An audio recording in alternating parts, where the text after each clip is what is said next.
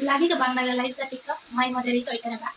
Tara, pag-usapan natin yan. Tapusin ang video na ito bago mo pusuan. Mag-iwan ng message kung may natutunan ka. Moderator? Hindi lang sa love live kailangan ng tagapagtanggol. Sa TikTok live din. Steps paano iset ang moderator sa live mo.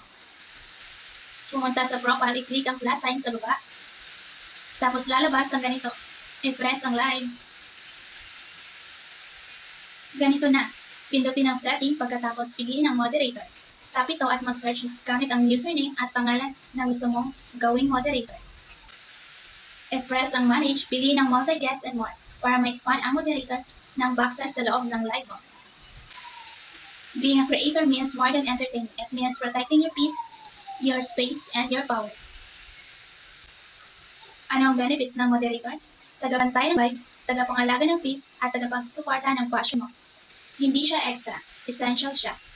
Nasa manage din ang benefits ng moderator. Kung manatili siya sa live mo, or suportahan ka niya.